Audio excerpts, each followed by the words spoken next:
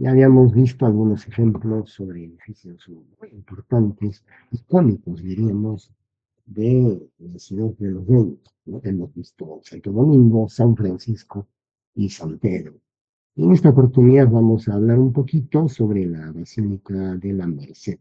Y ahí la tenemos en imagen, una interesante estructura arquitectónica que está ubicada pues en la esquina del Jirón de la Unión, o el Jirón Huancabenita. Ahí está, este es el Jirón de la Unión. Y por si acaso, este espacio urbano que está aquí delante de la Merced es uno de los importantes espacios donde un sábado 28 de julio de 1821 el general San Martín proclamó la independencia del Perú.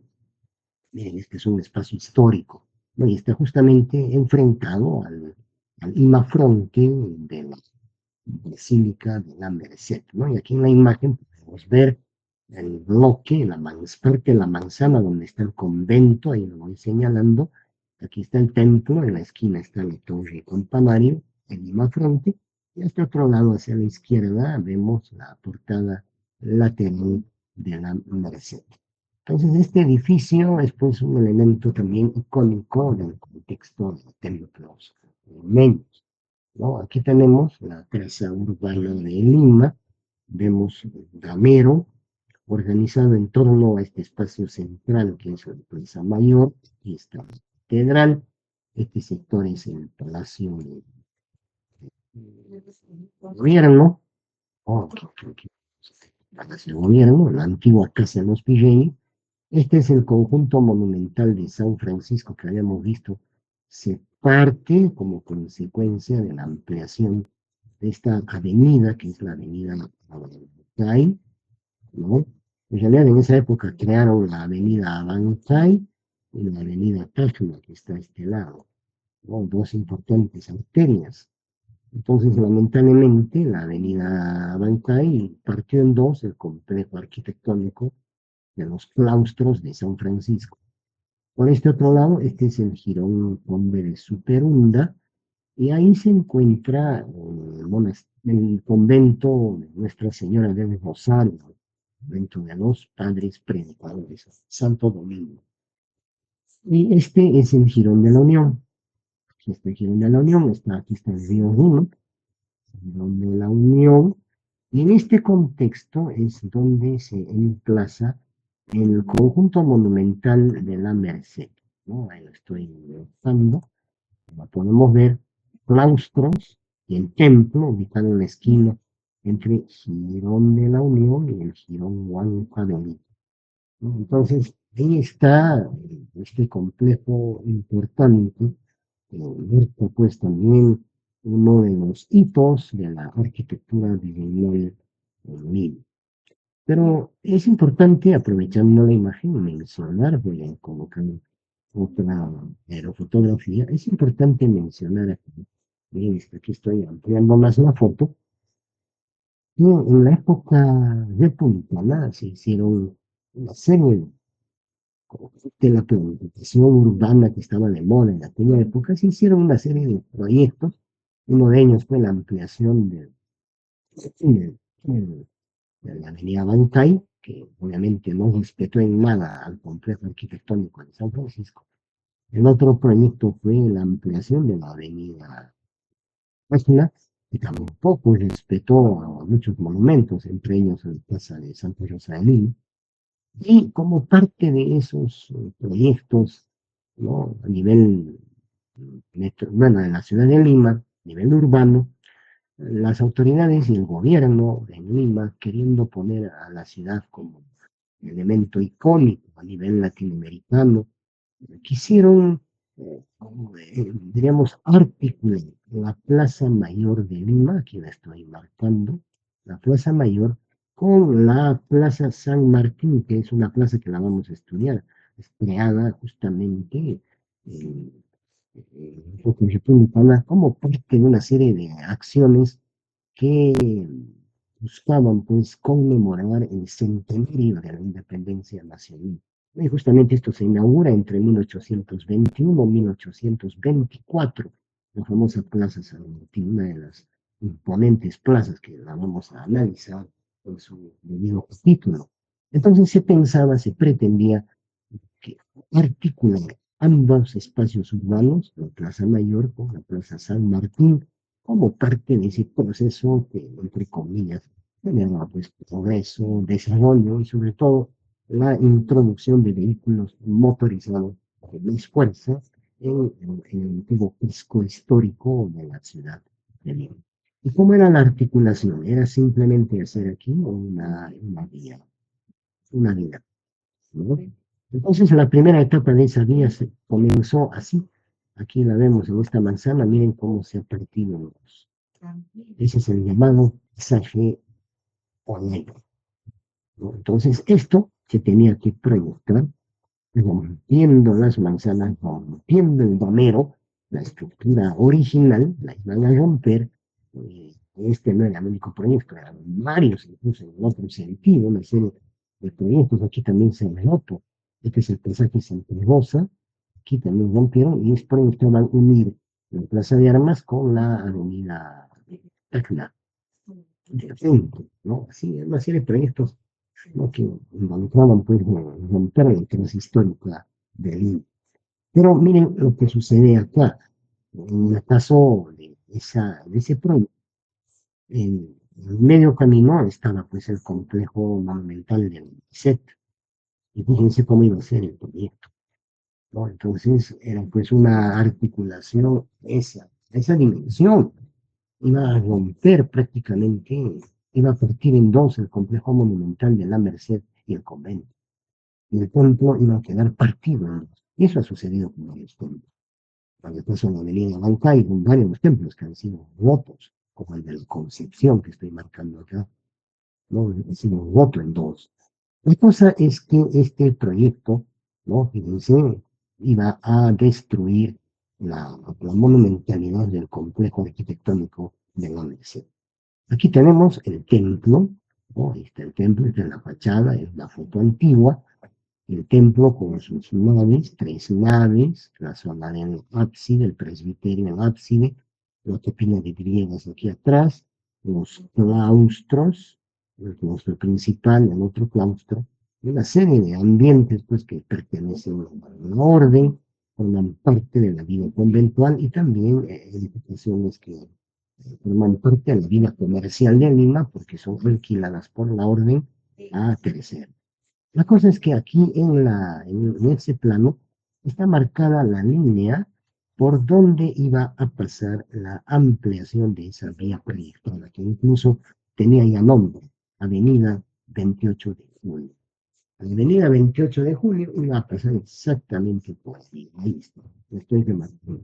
Vamos a perder para siempre o más casi la mitad del templo, la zona del ábside, presbiterio, toda la volumetría se iba a perder, este claustro iba a perder toda esta crujía, este otro también, y así iba a continuar la famosa vía proyectil, que venía 28 de julio.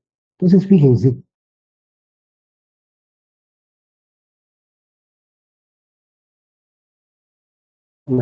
iba a perder para siempre unos maravillosos testimonios arquitectónicos.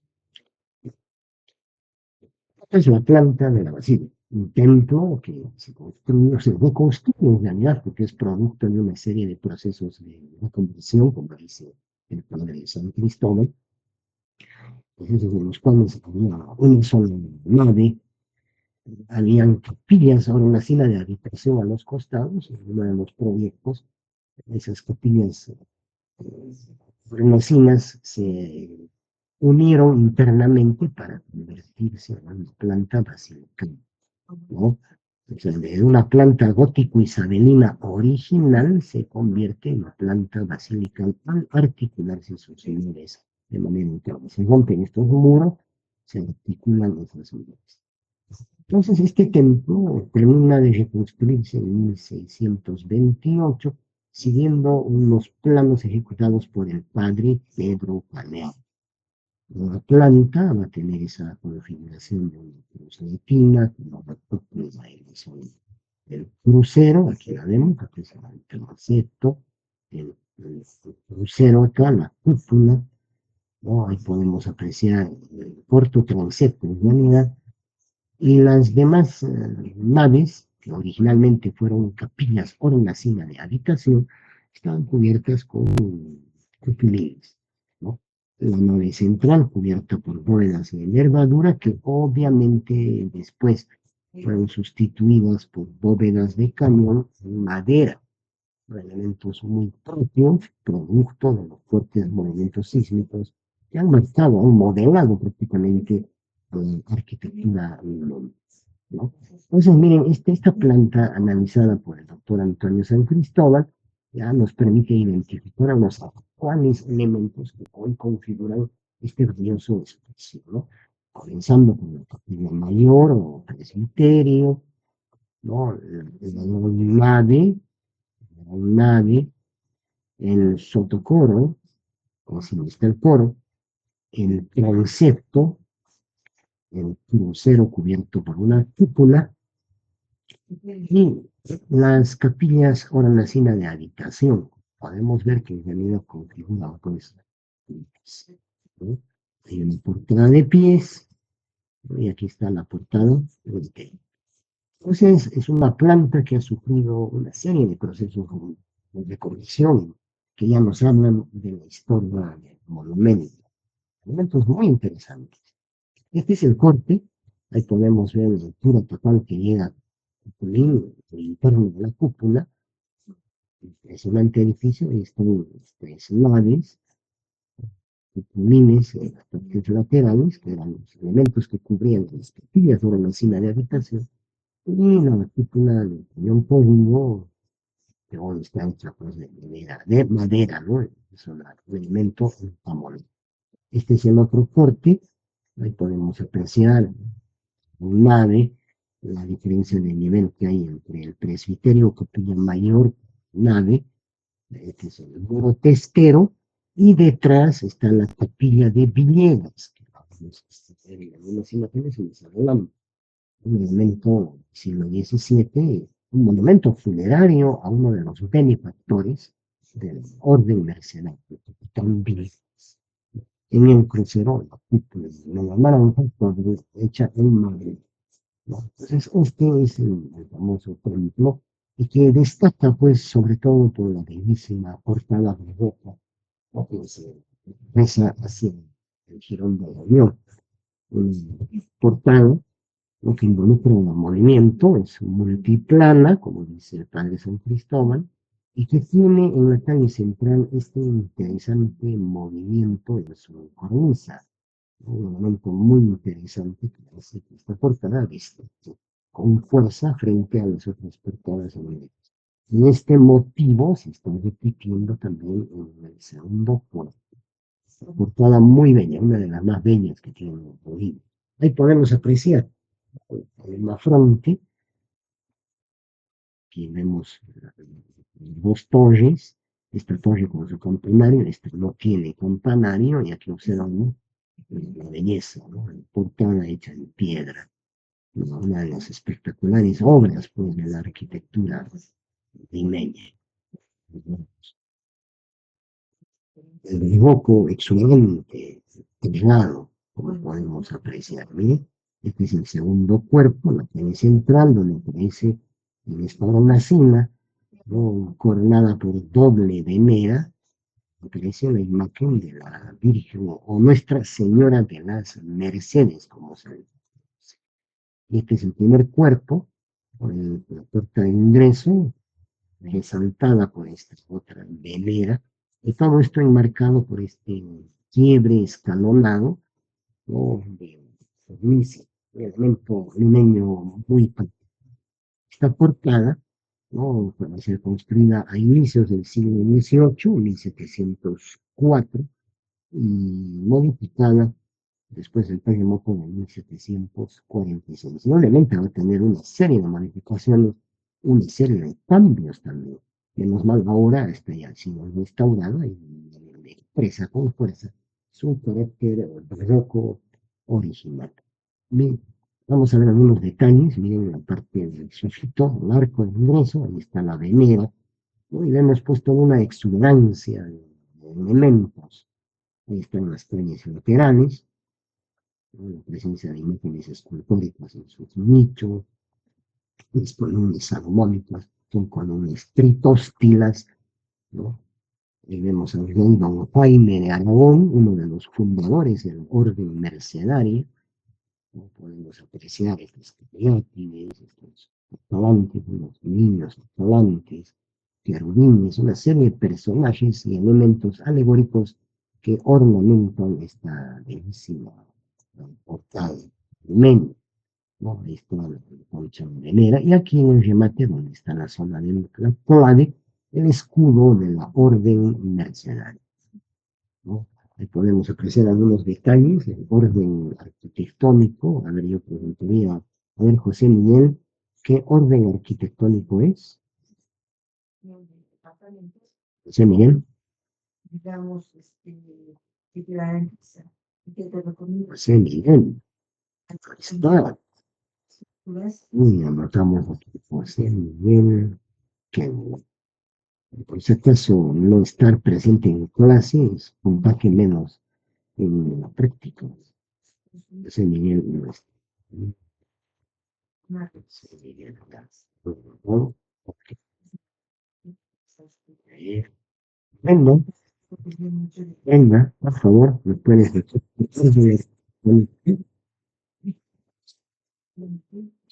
Arquitecto, estas columnas son de orden corintio. Sí, muchas gracias, bien, gracias. Entonces, miren la calidad arquitectónica de esta imponente portada, cada que da hacia el Girón de la Unión, pues, cada de pies o en la frente. Y hacia el Girón Huancamelita encontramos esta otra portada, ¿no? Girón también se llama Santa Rosa, Huancamelita, es una portada lateral, ¿no? Con una serie de elementos curvos que ya es una portada del siglo XVIII, yéndose hacia el estilo rococó, ¿no? Con la presencia de esos quiebres, esas curvas y contracurvas que le dan pues mayor movimiento a los elementos ornamentales, ¿no? Ahora, esta famosa basílica de la Merced tiene como característica que en la parte posterior del ábside encontramos la famosa capilla del capitán Villegas, ¿no? Es una estructura arquitectónica, la capilla funeraria, donde reposan los restos del capitán Villegas de Sotomayor, y es una obra del siglo XVII, iniciando el siglo XVII, 1628. Aquí vemos planta con cúpula, ¿no? Los cortes, la capilla mortuoria, y uno de los nichos centrales, el sarcófago del capitán Bernardo Villegas. Lo interesante de esta capilla es que está decorada con pinturas murales, ¿no? Que pertenecen al siglo XVII, incluso algunas muestran pues un fuerte sabor manierista, pinturas que pertenecen al pincel de Juan Bautista Planeta, así se le llama el pintor. Pero aquí es importante mencionar, aquí voy a mostrar esa decoración, ¿no? Una serie de personajes, escudos heráldicos, alegorías, propios de los grotescos romanos. Y por esa característica, hasta hace unos años, los historiadores, cuando describían la famosa capilla de Viniegas, pensaban que estas pinturas eran de la mano de uno de los grandes maestros que ha venido de Europa y es uno de los iniciadores de la pintura costeña, Mateo Pérez Melesio, ¿no? Contemporáneo a Vitti, a Angelino Medoro, ¿no? Los tres que han dado origen a la pintura cusqueña. Se pensaba que estas pinturas eran pues, de la mano de Mateo Pérez Melesio. Hoy ya se han hecho estudios y se sabe que pues, son de la mano de este otro gran pintor, ¿no? Juan Bautista Plumé, ¿no? Miren la artística, estética, ¿no? De este conjunto de pinturas, ¿no? Esos elementos que pertenecen el lenguaje iconográfico romano, son muy clásicos, muy bien, ¿no? Escudos herméticos, angelitos, ¿no? Escalones, una serie de alegorías, elementos que pertenecen pues a los famosos grutescos, ¿no? Podemos ver los detalles de la capilla, el escudo médico de los griegos Sotomayor, ¿no? Y aquí está en el texto del sarcófago, ¿no? Están Villegas y Sotomayor. Un segundo, por favor. Un segundo.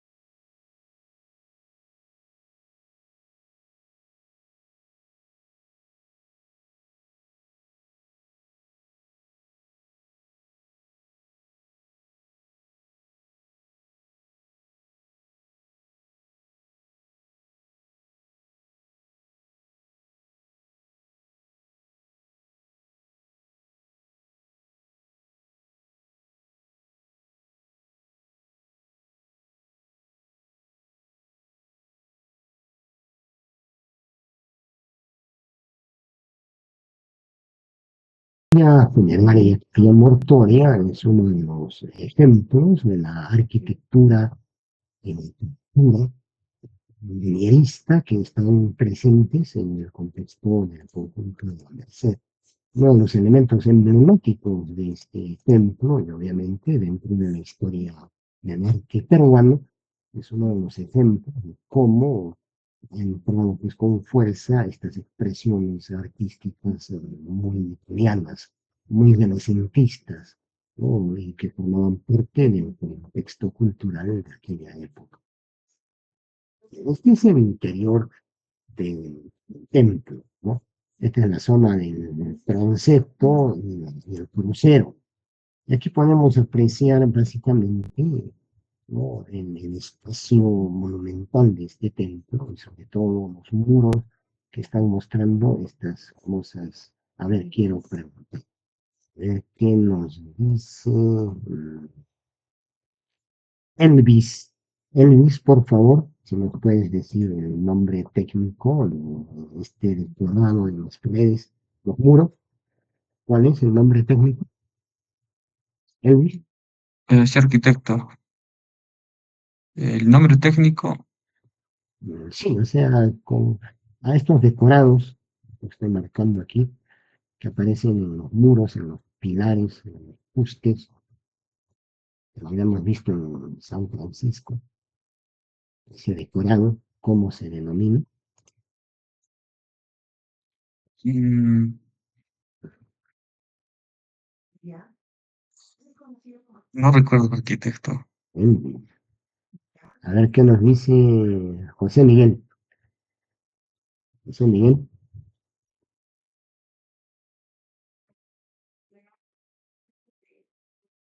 José Miguel. José Miguel no está. Otro que va a tener 2 puntos menos. José Miguel. Bien, Julián. Julián. ¿Arquitecto? Sí, el nombre técnico de ese tipo de cosas. ¿Yeserías esgrafiadas? Perfecto. Y sería esgrafiado, ¿no? O sería tolerado. No, muchas gracias, Julián. Entonces, ahí podemos apreciar claramente que este templo, además de los templos, pues, de aquella época, sobre todo del barroco, presentan este tipo de acabados en su interior, ¿no? Aquí vemos otra imagen, es el sector del crucero, vemos una cúpula sobre techines, ¿no? Y vemos todo ese esgrafiado, ¿no? Ahí sería planeado, el esgrafiado, y la aplicación de colores ahí para que se vean los espacios llenos y vacíos, los espacios en relieve, en este caso, debidamente contrastados, mostrando pues, un movimiento muy interesante, una composición muy armónica, ¿no? Ahí está la cúpula sobre pechinas, ¿no? Y aquí vemos el sector con el retablo mayor que ya pertenece a un estilo neoclásico, ¿no? En cuya hornacina principal está Nuestra Señora de las Mercedes. Ahí podemos apreciar las bóvedas de cañón, con un plano está debidamente paleado, escalfado, con estas yeserías, aquí está el detalle de la yesería, detalles importantes que ya nos dan a entender, pues, digamos, la imagen que proyectan estos edificios. Este es el lado del Evangelio, la zona del transepto, el lado del Evangelio, con un bellísimo retablo barroco, y al otro lado, el retablo de San Pedro Nolasco, fundador de la Orden Mercedaria, en un retablo neoclásico, con los dos brazos de transepto. Aquí hay una imagen hacia el fondo, hacia los pies. Al fondo vemos el sotocoro y encima el coro. Y destaca la gran bóveda de cañón, que es una bóveda encamonada, o sea, hecha en madera, interceptada por estos lunetos, que son la proyección de los vanos, ya que aquí se está perfilando pues, una planta basilical, donde la nave central es más alta que las laterales. Aquí podemos ver detalle hacia el lado del coro, el coro aquí arriba, el sotocoro hacia abajo. Miren el detalle del techo, la cubierta abovedada, como ya hemos dicho, es una bóveda entamonada, hecha en madera. Estos son los lunetos, debidamente paleados, esgrafiados, con yeserías caleadas. Ahí vemos la nave de la epístola.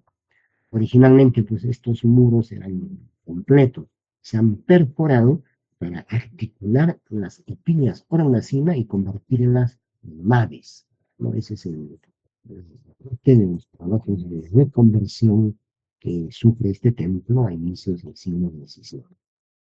Está un detalle en el coro bajo, o sotocoro, bien, el panel, ¿no? Y al fondo una perspectiva templo. Algunos detalles de ese sotocoro, muy bien, muy interesante, el sotocoro. Es importante, pues, la presencia de esta generación de espacios, ¿no? Miren, alternados con estos elementos aliados, esgrafiados. Aquí aprovecho la imagen para mostrar este retablo de rococó, y aquí está la Virgen del Antigua, ¿no? Recurrente en el arte hispanoamericano. Aquí en el Cusco tenemos una virgen de estas, bueno, general, y justamente el origen de esta imagen está en Sevilla, la otra la vamos a ver en Santa María de la Encarnación de Santo Domingo, pues ya les he mostrado, este es mostrando la Virgen de la Antigua, ¿no? Vamos a hacer un acercamiento, ahí la tenemos, una advocación muy importante que la vamos a ver en diferentes partes de América. Y bueno, una de las joyas que se atesora en la Basílica de la Merced es justamente una imagen escultórica, ¿no? Muy famosa, que forma parte de los iconos de la historia del arte universal. En el lado de la epístola está el retablo del llamado Cristo del Auxilio, una imagen escultórica trabajada entre 1602 y 1603. Miren la antigüedad de esta bellísima pieza escultórica.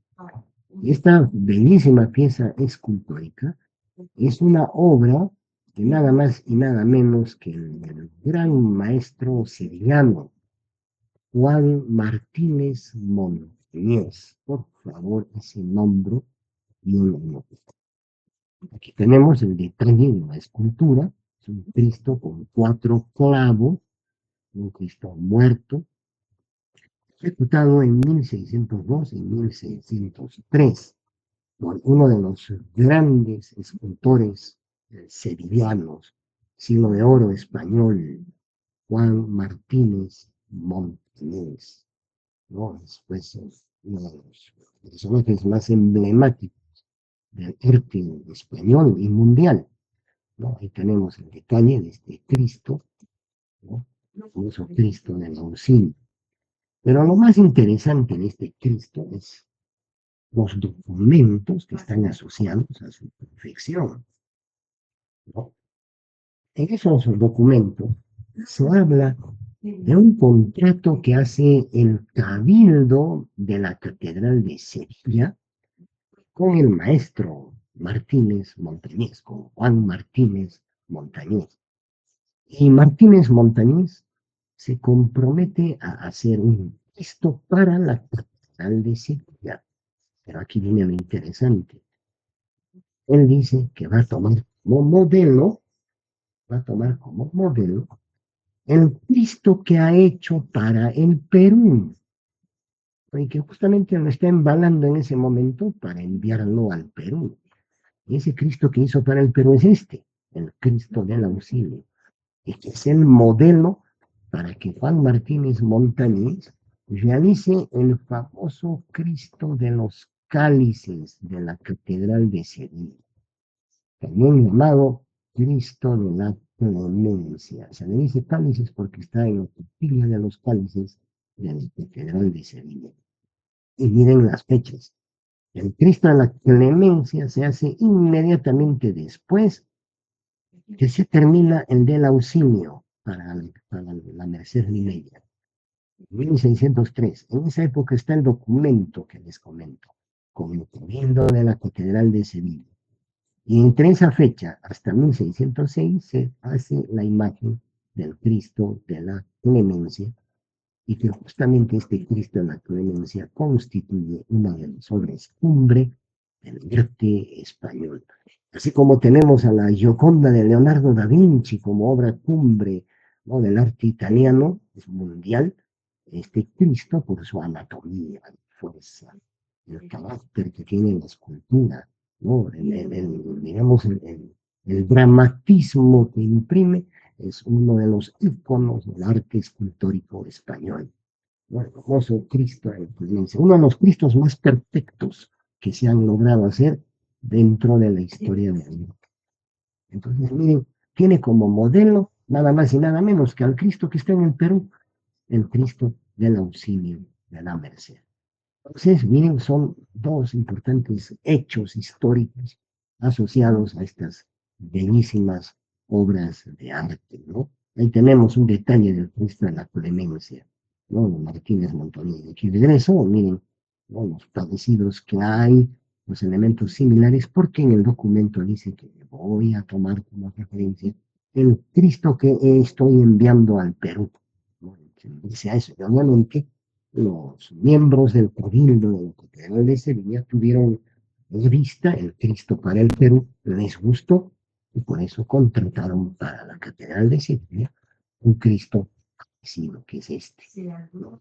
Entonces, miren, el Cristo del Auxilio de la Merced es pues una de las joyas, ¿no?, escultóricas que se tienen en el Perú, ¿no? Ahí lo tenemos, el Cristo de 4 clavos, ¿no?, muy bello, de riquísimas expresiones. Está entre el finales del menerismo y inicios del barroco, esa es la característica.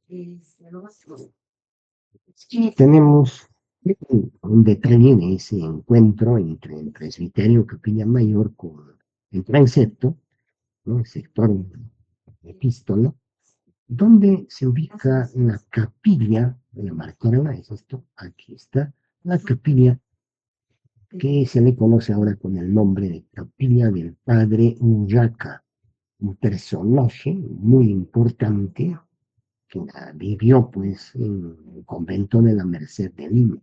Personaje que justamente en el año 1981 el Papa Juan Pablo II lo, lo nombró venerable. O sea, venerable es un paso anterior a ser beato.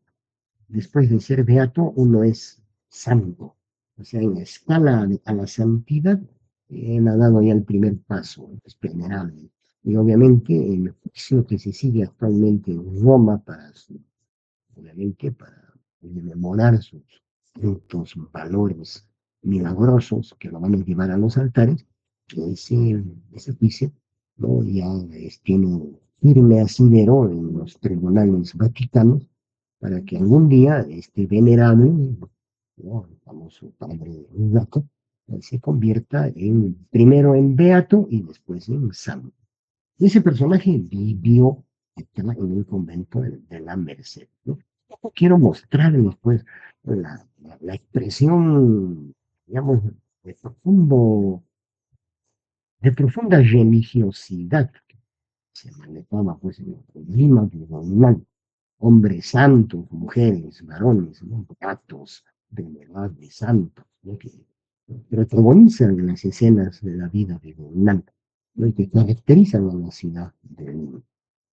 Entonces, esta es la famosa capilla. Aquí tenemos el decreto de padre Urraca, de su nombre completo, Fray Pedro Urraca de la Santísima Trinidad, personaje de finales del siglo XVI, inicios del siglo XVII, ¿no?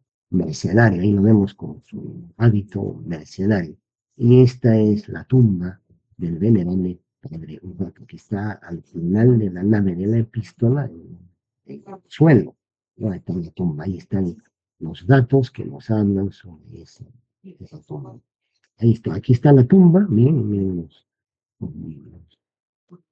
mosaicos, aquí se veían los azulejos, el retablo, y en este sectorcito, un lugar muy humilde, ahí se ubica la tumba de este famoso personaje, ¿no? Ahí podemos apreciar los famosos azulejos de la época que decoran el sector que adyacente a la tumba. Y justamente este personaje está muy ligado a una serie de acontecimientos milagrosos que tienen que ver mismo convento. Entre ellos está pues el hecho de que este señor, este sacerdote, cada viernes practicaba el Vía Crucis en los claustros del convento y portaba una cruz, ¿no? Obviamente mortificando su cuerpo y todo, emulaba la pasión de Cristo cada viernes.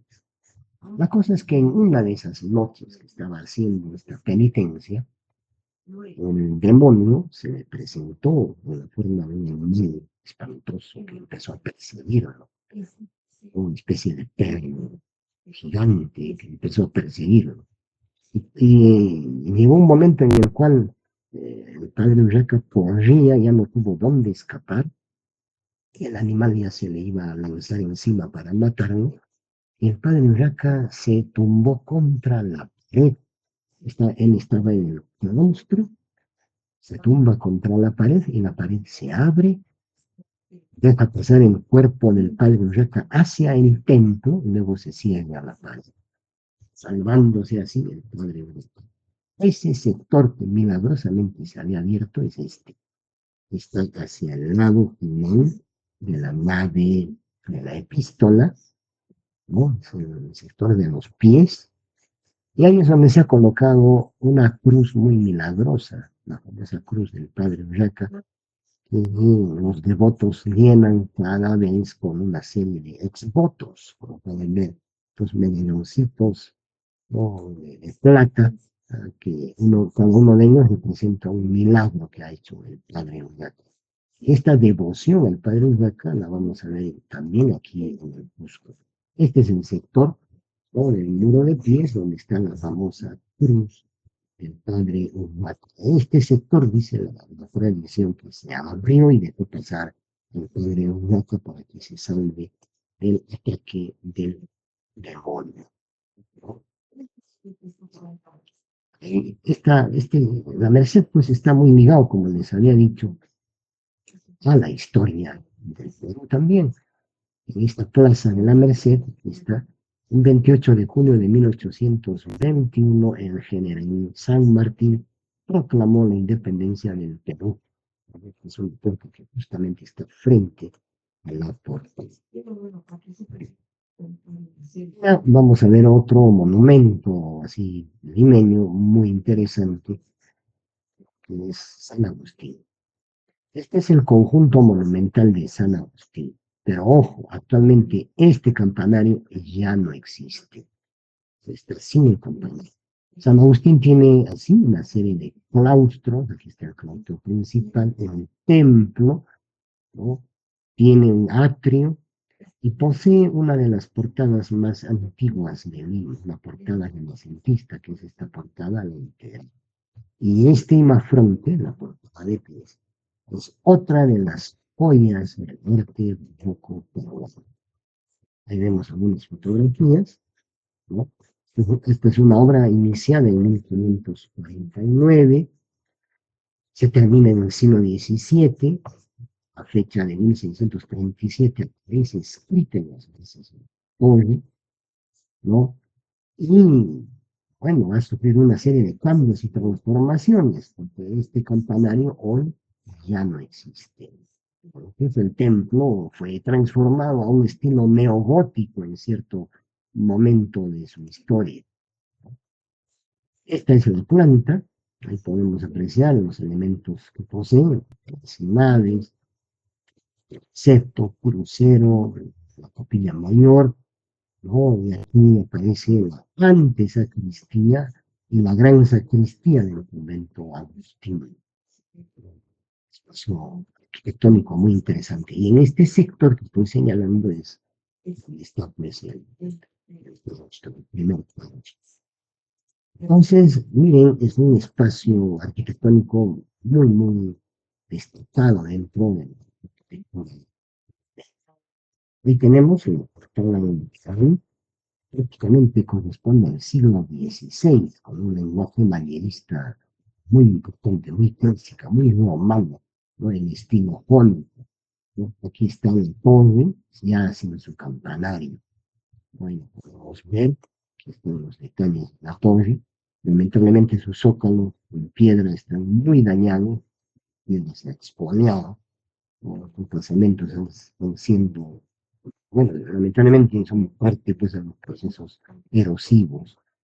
Aquí está la imagen, una obra del siglo XVIII, 1720, ¿no? Algunos estudiosos la califican por el nombre de portada churrigueresca, ¿no? Portada churrigueresca, una de las pocas que hay de ese estilo en el Perú, yo diría. ¿No? En el fondo, yo me quedaría con el término de portada barroca, que es con más, es un término que se utiliza en España, en la obra hecha por los hermanos Churriguera, propio de ese límite. Entonces, esto ya es una portada muy plana, presenta el arco vertical discontinuo, al igual que los templos cusqueños, fíjense, y por su gran exuberancia, su ornamentación, es uno de los, digamos, ejemplos pues, de cómo el arte de la arquitectura ha llegado a una exaltación máxima, como podemos apreciar ahí, ¿no? Ahí tenemos otro visto de ese elemento, ¿no? Lamentablemente, en la época de la revolución que provocó uno de los caudillos después de la guerra con Chile, Nicolás de Piérola, 1895, este templo empezó a sufrir graves daños, mutilaciones, ¿no? Y como producto de eso, los trabajos de reconstrucción plantearon convertir a San Agustín en una especie de templo románico gótico. Le elevaron la altura de la nave, le pusieron bóvedas de nervadura, un triforio, pero una ventana oval que vemos acá fue sustituida por un rosetón gótico, imagínense, ¿no? Y bueno, estas obras, pues lamentablemente destruyeron gran parte de este patrimonio, pero menos mal ya los trabajos de puesta en valor y posteriores ya devolvieron forma diseñal que esta portada, en el cual esta portada fue concebida, ¿no? Ahí tenemos algunas imágenes. En la escena central está la imagen escultórica de San Agustín, obispo de Hipona, padre de la iglesia, ¿no? Aquí vemos en detalle el trabajo impresionante, ¿no? Esta bellísima portada. Este es el detalle de ese santo. Aquí está. San Agustín, vestido como obispo, el hábito negro de la orden agustina, pisando a los heresiarcas o herejes, ahí están los herejes en el suelo, y llevando en la mano derecha el corazón inflamado, que es el escudo de la orden agustina. Esta es la imagen de la sacristía, una pintura de formato monumental que representa la orden agustina. Esta es una pintura cusqueña, posiblemente de manos del gran maestro cusqueño Marcos Zapata. Una obra hecha en Cusco y llevada a Lima, aquí la vemos. Esta obra recientemente fue restaurada. Los claustros de San Agustín, en el primer claustro, en el muro que está pegado al templo, encontramos una importante pintura de otro pintor cusqueño, Basilio Pacheco. Una pintura siglo, pintada entre 1742 y 1746, es toda una serie, en realidad. Basilio Pacheco pintó una serie de cuadros que hablan sobre la vida de San Agustín. Y en el lienzo que corresponde al entierro del santo, ¿no? Ahí vemos el entierro, el pintor cusqueño ha colocado como escenario nada más y nada menos que una de las fachadas de la Plaza Mayor del Cusco, donde destaca el atrio, destaca la fachada de la catedral, ¿no? La portada de Jesús en Línea, este conjunto arquitectónico que le conocen con el nombre de la Inquisición, la cuesta del almirante con los portales y al fondo la casa del almirante con su ajimez. Y hacia otro lado el Templo del Triunfo y la calle del Triunfo, ¿no? La zona de Sunturoasi. Y dentro de este contexto arquitectónico lo único que sale es, o que está fuera, es esta edificación muy italiana, que aparece en el ángulo superior izquierdo. Si este marco arquitectónico, marco urbano, sirve de escenario al entierro, pues, de este santo que se supone es un personaje del siglo IV, siglo V después de Cristo. Bueno, o sea, estamos ante una imagen anacrónica, en el cual un hecho, un acontecimiento histórico del siglo IV, siglo V, de la época de los romanos, está siendo escenificado en un ambiente urbano monumental del siglo XVII, siglo XVIII, ¿no? Incluso con personajes vestidos a la moda del siglo XVIII, ¿no? Incluso el mismo San Agustín está con ornamentos litúrgicos, ornamentos sacerdotales del siglo XVIII, ¿no? Y lo más interesante, acompañando el entierro está el obispo Manuel de Molinedo y Anco, que obviamente por esa fecha es muerto, pero es muy famoso, muy recordado, ¿no? Aquí llevando este velo, está el obispo. Y algo interesante en medio de los personajes, ¿no? Obviamente los sacerdotes, el hábito negro que están acompañando al séquito para el entierro de San Agustín, aparece este personaje arrodillado, orante, arrodillado, y que ha inclinado su cabeza, ha girado su cabeza levemente. Este personaje es nada más y nada menos que don Basilio Pacheco, el pintor, que se ha autorretratado en esta interesante escena. Y para terminar con San Agustín es importante mencionar la existencia de una escultura muy famosa que está en la Punta Sacristía, una obra de otro artista peruano, Baltasar Gavilán, la obra de mediados del siglo XVIII. Se llama El arquero de la muerte, ¿no? Una obra que en la época pues, mostraba elementos muy, muy familiares muy conocidos dentro del ambiente religioso limeño.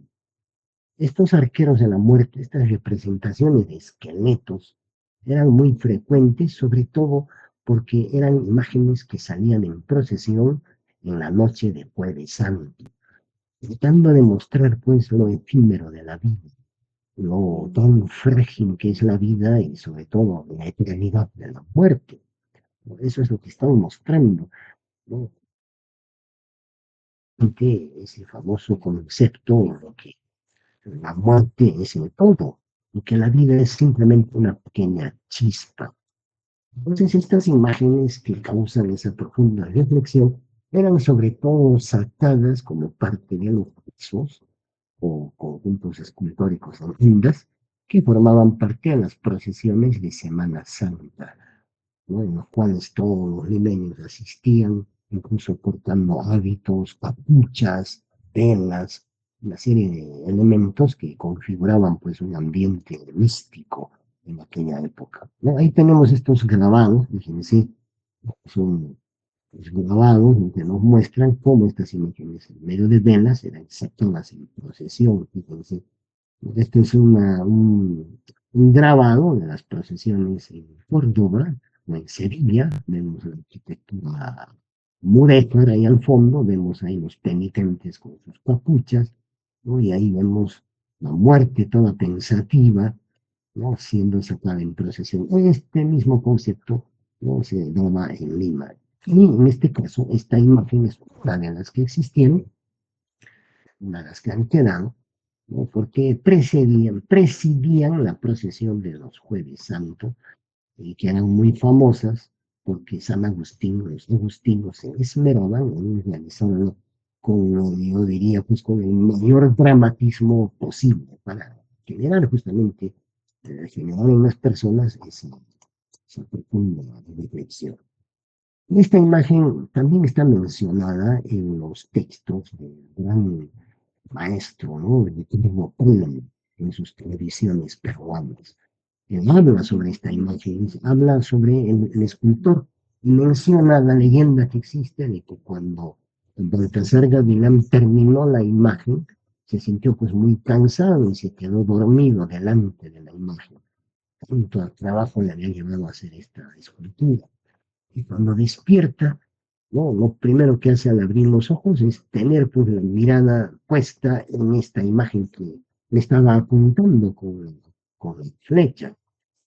Tanto le causó impacto que inmediatamente el escultor cayó muerto por la que se asustó de su propia obra, ¿no? Esa tradición está mencionada en los trabajos de Baltasar Gaviria. Y este es el siguiente tema para la clase. Hoy vamos a hacer clases hasta ahora, por favor, tengo una reunión. No, quisiera saber si hasta aquí hay alguna pregunta, algún comentario. Estaría pendiente nuestra evaluación en primera clase que tengamos presencial después de estos feriados y fiestas y tantas cosas que están pasando. Vamos a dar nuestra práctica, por favor.